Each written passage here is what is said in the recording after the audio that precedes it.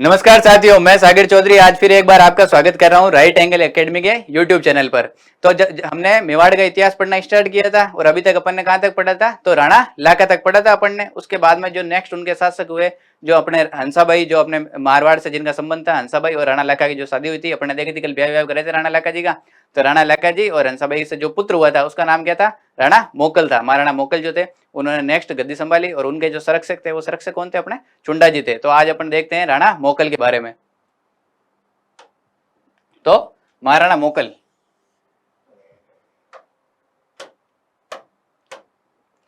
महाराणा मोकल का जो शासनकाल था वो कब से लेके कब तक था? वो 1421 ईस्वी से लेके और 1433 ईस्वी तक उनका शासनकाल था। और उनके जो संरक्षक थे स्टार्टिंग के अंदर कौन थे उनके संरक्षक? अपन ने देखा था जो चुंडा था उन्होंने संरक्षक की भूमिका निभाई थी और चुंडा को इसके लिए बहुत सारे विशेष अधिकार भी दिए गए थे। जैसे मेवाड़ के जो 4 सबसे प्रमुख ठिकाने थे वो चुंडा को मिले थे। जो सेना का अगला भाग था उसके अंदर सलूम्बर के संबंध होंगे और सलूम्बर किसके अंडर में आएगा? तो चुंडा के अंडर के अंदर आएगा सलूम्बर। और उसके अलावा जो मेवाड़ के जो कागजी पत्र वगैरह रहेंगे ऑफिशियल, उसके ऊपर भी किसके भाले का निशान होगा? तो चुंडा के जो सामंत होंगे और जो अन्य उनके वंशज होंगे उनके भाले का निशान उसके ऊपर अंकित किया जाएगा। ये सारी बातें अपन ने देखी थी चुंडा के बारे में। तो चुंडा को इनका क्या बनाया गया? संरक्षक बनाया गया। अब थोड़े दिनों बाद में क्या होता है, चुंडा राजकाज वगैरह सब देखता होता है। जो राणा लाखा जी होते हैं उनका जो निधन होता है वो हो जाता है। और उस टाइम जो राणा लाखा जी का जब निधन होता है, तो राणा लाखा जी के निधन के टाइम जो अपना मोकल होता है उसकी आयु कितने वर्ष होती है? 12 वर्ष होती है। उसकी आयु कितने वर्ष होती है? 12 वर्ष। तो 12 वर्ष का बालक तो क्या समझेगा? तो ये इतना परिपक्व था नहीं उस टाइम। तो चुंडा जी ने सारा राजकाज का जो कार्य था वो अपने हाथ के अंदर ले लिया और चुंडा जी बहुत सही से संभाल रहे थे। लेकिन जो हंसाबाई होती है, अब लुगाई क्या होती है? आदत होती है, वो दूसरे ऊपर क्या करती है? शक करती रहती है। लुगाई की आदत होती है शक करने की। और जो अपने इसके अंदर जो आस पड़ोस की महिला होती है वो और भड़काती है, कल को ये तेरे टाबर को हटा नहीं दे, इधर ऐसे ध्यान पड़ेगी अपना भाई है जो भाई भाई की गला काट दे। तो ऐसे हंसाबाई को क्या होता है? चुंडा के ऊपर अविश्वास हो जाता है। और ये बात किसको पता चलती है? स्वाभिमानी चुंडा को पता चलती है। तो चुंडा को लगता है कि यार मैं तो अपने संपूर्ण दे रहा हूँ, अपना 100% दे रहा हूँ इसके अंदर, और ये क्या मेरे ऊपर ही डाउट कर रहे हैं।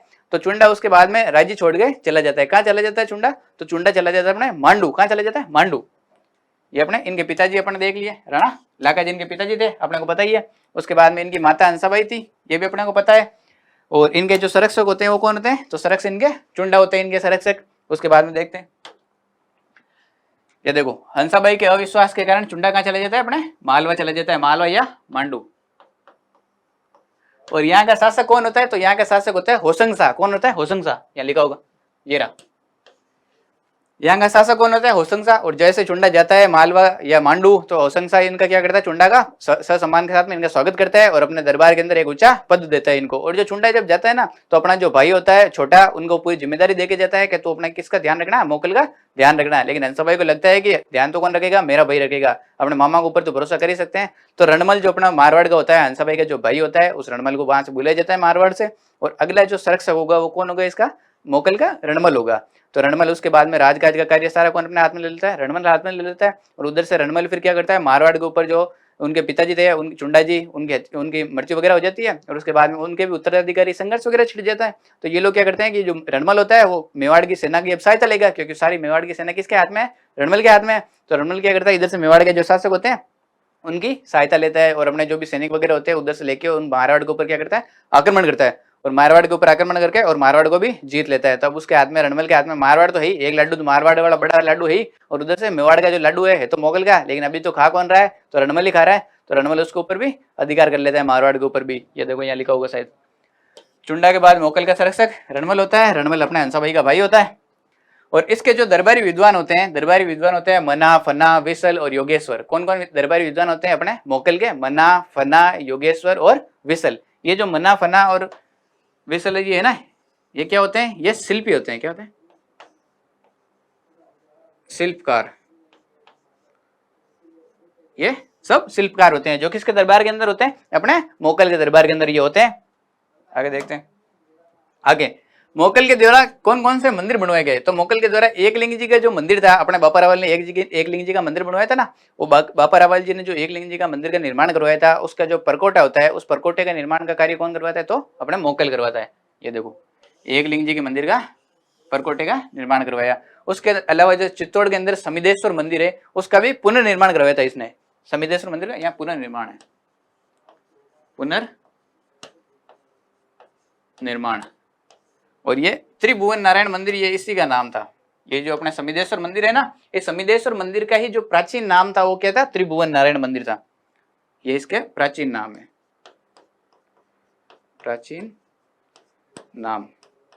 और ये जो अपने त्रिभुवन नारायण मंदिर था ना, इसका निर्माण किसने करवाया था, तो भोज परमार ने इसका निर्माण करवाया था। किसने करवाया था, भोज परमार ने, भोज परमार। और ये किससे संबंधित है, तो ये नागर शैली से संबंधित है। यहाँ पे किसके अवशेष मिलते हैं, तो नागर शैली के अवशेष मिलते हैं, नागर शैली, नागर शैली। समिदेश्वर मंदिर किसने, इसका पुनर्निर्माण किसने करवाया था, तो अपने मोगल ने इसका पुनर्निर्माण करवाया था। ये इसका अन्य नाम क्या था, तो त्रिभुवन नारायण मंदिर इसका अन्य नाम था। इसका निर्माण भोज परमार ने करवाया था। और इसके अंदर कौन सी शैली के अवशेष मिलते हैं, तो नागर शैली के इसके अंदर अवशेष मिलते हैं। ये सब चीजें अपन ने किसके बारे में देख ली, मोगल ने कौन कौन से मंदिर बनवाए थे। इसके अलावा मोगल जो होता है अपना विष्णु मंदिर का निर्माण भी करवाता है। किसका निर्माण करवाता है, विष्णु मंदिर। ये दोनों तो एक ही है। थर्ड, विष्णु मंदिर। ये विष्णु मंदिर का निर्माण कहाँ करवाता है, तो द्वारिका के अंदर करवाता है। कहाँ करवाता है, द्वारिका, द्वारिका के अंदर विष्णु मंदिर का निर्माण करवाता है। ये किसके बारे में, ये देखो, ये अपने एकलिंग जी के मंदिर की ये फोटो लग रखी है, कभी देखने जाना, घूमने लायक स्थान है, बहुत बढ़िया मंदिर बन रखा है एकलिंग जी का। अगला जो है 1433 ईस्वी के अंदर जो अपना गुजरात होता है, गुजरात का जो शासक होता है अहमद वो कहाँ पे अटैक करता है, चित्तौड़ के ऊपर अटैक करने के लिए आता है। तो ये अपने मोगल जो होता है वो अपनी सेना के साथ में यहाँ से प्रस्थान करता है। और झीलवाड़ा नामक एक जगह है अपने कहाँ पे, राजसमंद के अंदर झीलवाड़ा नामक जगह है। वहाँ पे क्या करते हैं, ये अपना डेरा वेरा डालते हैं। अहमद उधर से आ रहा होता है और यहाँ पे युद्ध करने के लिए जाते हैं। तो झीलवाड़ा नामक स्थान पर ये लोग रुकते हैं। और रुकने के बाद में ये वहाँ पे क्या होता है कि इनके जो है ना, अपने क्षेत्र सिंह देखा था जो अपने राणा इलाका था, उससे पहले राणा हमीर थे और राणा हमीर का पुत्र था, उसका नाम क्या था, क्षेत्र सिंह या खेता सिंह, अपन ने देखा था।